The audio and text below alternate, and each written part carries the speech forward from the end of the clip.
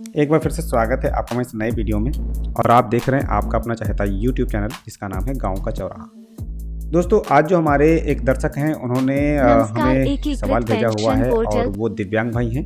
उन्होंने जो सवाल भेजा हुआ है उस पर हम चर्चा करेंगे।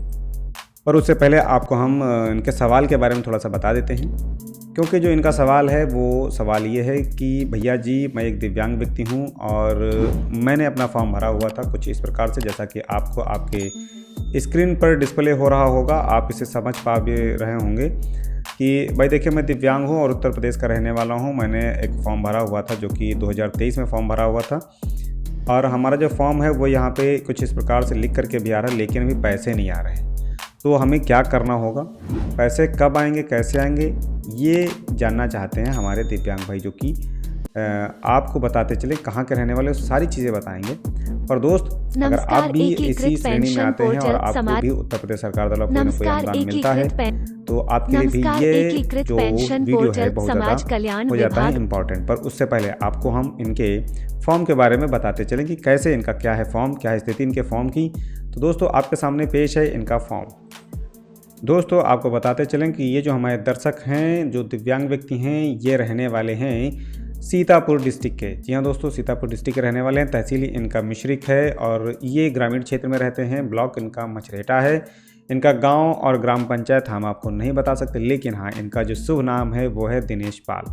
ठीक है ना दोस्तों, ये ओबीसी समाज के रहने वाले हैं। फिलहाल यहाँ पे आपको बताते चलें, किसी जाति धर्म विशेष या समाज के बारे में हम कोई चर्चा नहीं करना चाहते, लेकिन हाँ, आपको यहाँ पे हमको समझाना चाहते हैं, जो कि आपको अभी बाद में इस वीडियो के अंतर्गत पता चलने वाला होगा। ठीक है ना दोस्तों, तो अभी क्या है आगे आपको बताते हैं। इनमें इनके फॉर्म में कहाँ पे क्या दिक्कत है ये थोड़ा सा समझ लेते हैं, लेकिन उससे पहले आपको बताते चलें कि जो इनके फॉर्म में चीज़ें हुई हैं वो क्या है। देखिए, इन्होंने अपने वो सारी चीज़ें सही भरी हैं, सारी चीज़ें अपलोड करी हैं, और इनका आधार कार्ड से जो आधार ऑथेंटिकेशन है वो successfully based on name and gender, मतलब जो चीज़ें होती हैं वो सही हो चुकी हैं। और इनका जो फॉर्म था वो 8/12/2023 में ऑथेंटिकेट डेमोग्राफिक हो चुका था। ठीक है ना दोस्तों, ये हो गया था इनका फॉर्म में। इन्होंने अपनी वो सारी निजी जानकारियां जो कि देनी चाहिए थी, चाहे वो बैंक की डिटेल हो या फिर दिव्यांग विवरण का हो, वो सारी चीज़ें इन्होंने दी थी। देखिए, बैंक के बारे में भी इन्होंने अपना केनरा बैंक का अकाउंट लगाया हुआ था। आईएफएससी कोड के साथ में ये इनका ब्रांच हो जाता है। ब्रांच की अगर बात करें तो इनका ब्रांच जो भी नियरेस्ट रहा होगा वो होगा। इनका बैंक अकाउंट ये भी है। आपको बताते चलें, अभी मात्र 60 साल जिसे आप कहते हैं, जिसे आप वृद्धा पेंशन भी कहते हैं, वो सिर्फ और सिर्फ आधार से जा रही है। बाकी दोनों पेंशन, जिनमें आपकी विधवा पेंशन और दिव्यांग पेंशन, वो अभी बाई अकाउंट ही जाता है पेमेंट। तो जब भी आप फॉर्म भरें, इसका ख्याल रखें कि अपना जो अकाउंट डिटेल है वो सही ही भरें। ठीक है। इसके अलावा इन्होंने अपनी वो सारी जानकारियाँ यहाँ पे स्पष्ट करते हुए दी हुई हैं, जैसा कि इन्होंने यूडीआईडी नंबर भी यहाँ पे मेंशन किया हुआ है। और आपको बताते चले, जो कैटेगरी है और आपका जो प्रतिशत है वो बिल्कुल सही ही भरिएगा। ज़रा सा भी त्रुटि करेंगे तो आपको सत्यापन में बहुत ज़्यादा दिक्कतें होने वाली हैं, क्योंकि दिव्यांग पेंशन में जब भी कोई फॉर्म भरा जाता है तो इसका सत्यापन बहुत मजबूती के साथ डिपार्टमेंट करता है, और कई बार तो आपको अपने सारे दस्तावेजों के साथ में कार्यालय में भी बुलाया जा सकता है, तो आपको वहां भी जाना पड़ सकता है। हो सकता है इनके साथ में भी ऐसी चीज़ें रही होंगी।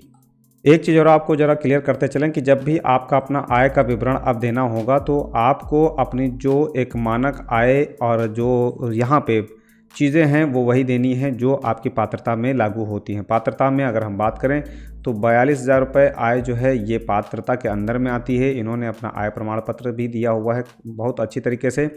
और आपको बताते चलें, जो इनका राशन कार्ड संख्या है या फैमिली आईडी है वो भी इन्होंने अपना यहाँ पे मेंशन किया हुआ है। तो ये इन्होंने जो फॉर्म भरा बहुत ही अच्छी तरीके से भरा हुआ, लेकिन फिर भी इनका फॉर्म जो है अभी तक किस्त दिलाने में असमर्थ रहा है। चलिए थोड़ा सा बताते हैं आपको।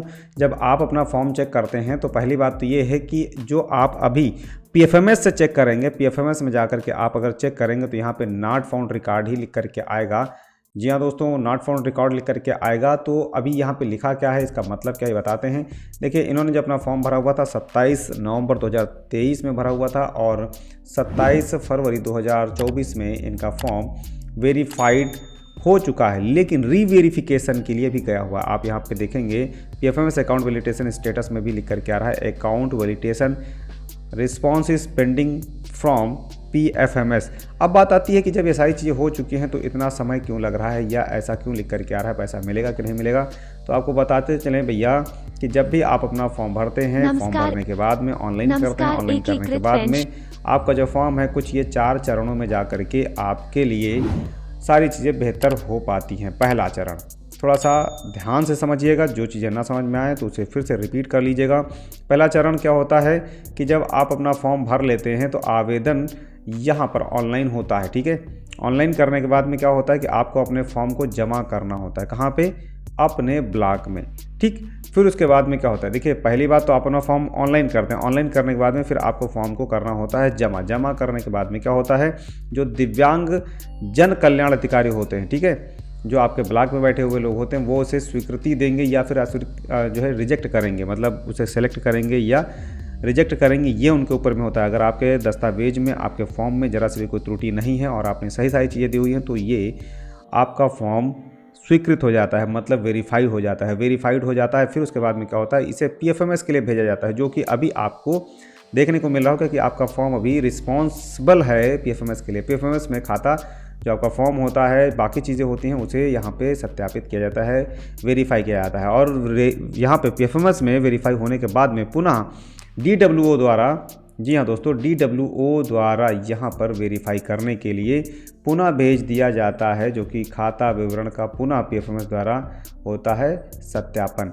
अब थोड़ा सा समझाते हैं कि ये कैसे काम करता है, ठीक है, क्योंकि ये भी समझना आपके लिए बहुत ज़्यादा ज़रूरी हो जाता है। देखिए आपने क्या किया, सबसे पहले आपने यहाँ पे अपने फॉर्म को भरा, ठीक है। फिर यहाँ पे ये जो 3 चरण में है वो पूरी प्रक्रिया हो जाती है। फिर उसके बाद में देखिए यहाँ पे क्या लिखा है, अप्रूवल प्रोसेस कंप्लीटेड।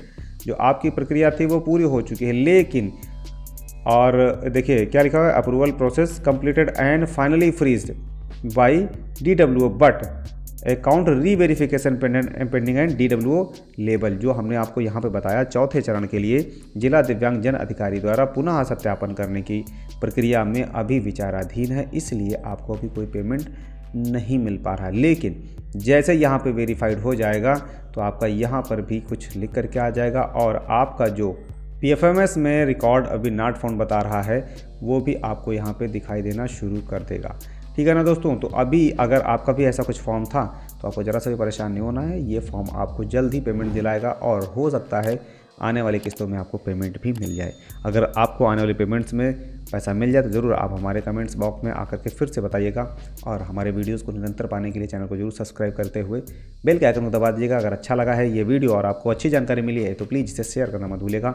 मिलते रहेंगे हम आपको ऐसे ही तुक्के से, अगर सब्सक्राइब नहीं करेंगे तो, और सब्सक्राइब कर लेंगे तो बराबर आपको मिलते रहेंगे। नाम तो याद ही रहेगा, गाँव का चौराहा। तो चलते हैं, आज की वीडियो में बस इतना ही। नमस्कार।